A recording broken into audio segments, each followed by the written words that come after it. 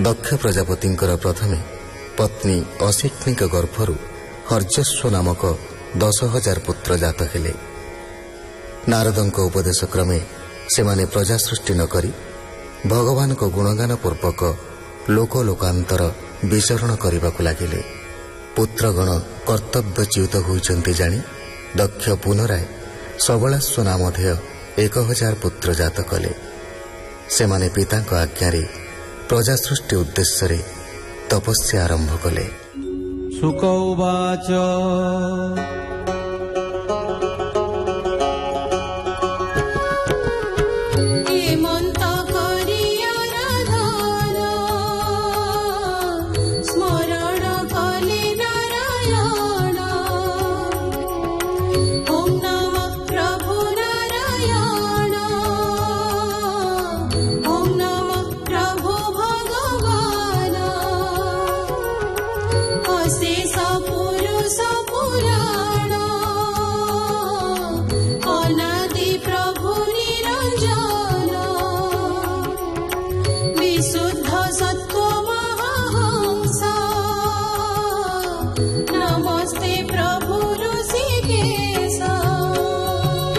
हेमंत प्रकारे राजन प्रजा निमित्ते देई मन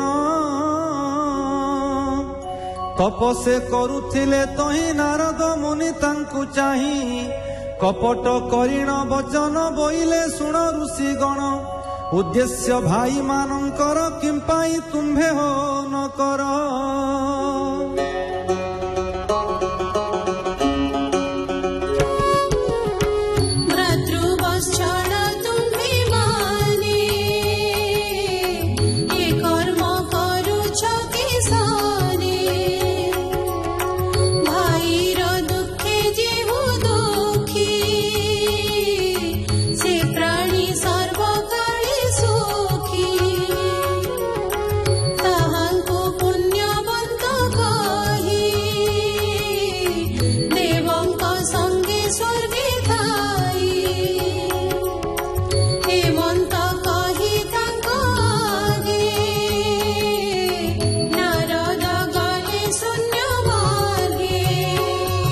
से पुणी भाई मानंकर उद्देश्य गले नृपवर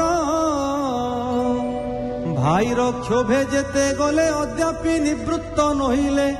पश्चिम रात्रि प्राय होई निवृत्ति तांक आर काहीं अनेक काल गला जहु दक्ष जानिले पुणी तहु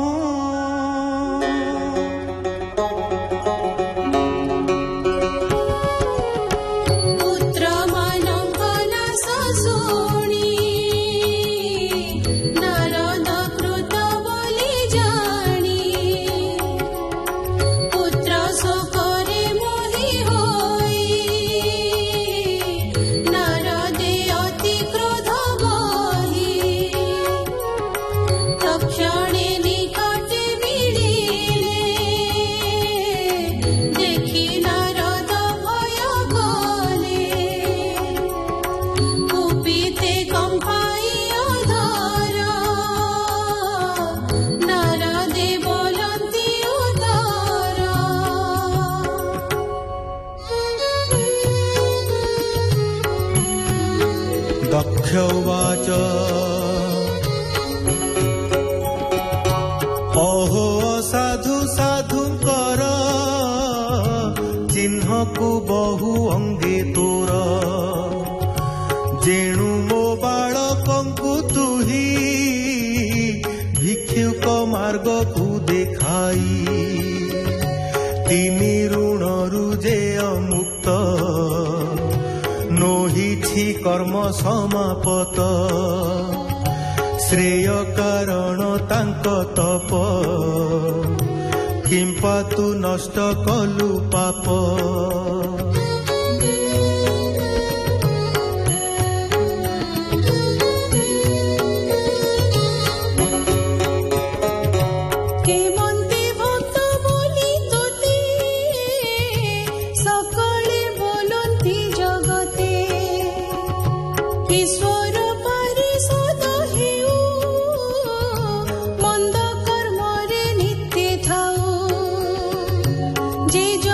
कृष्ण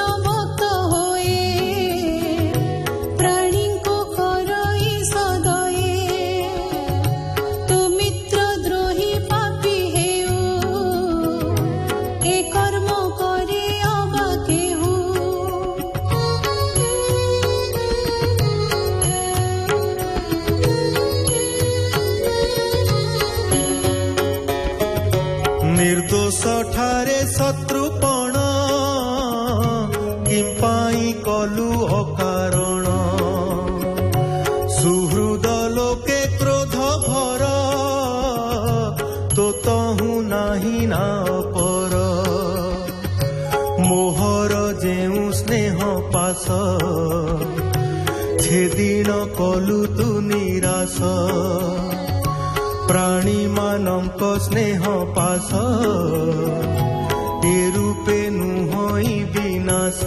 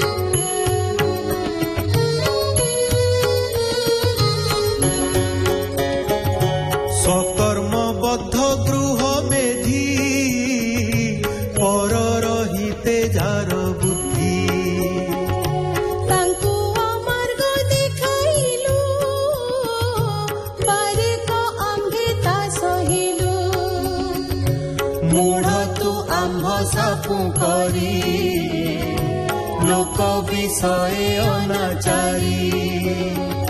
भ्रमण करुथिबु तुही स्थिति नहिब तोर काहि सुक उवाच अस्तु बोलिन साप घेनी साधु जन नारद मुनि एणु करी से साधुवाद सकल बोलंती नारद से ही रूपे ता घेनिले दक्ष जे बण साप देले नारद साप कर्म बाणी शुणी संसार उतर प्राणी बोलई दास जगन्नाथ संसार हिते भागवत इति श्रीमद् भागवते महापुराणे पारमहंस्यां संहितायां षष्ठ स्कन्धे नारद सापो नाम पंचमोऽध्यायः।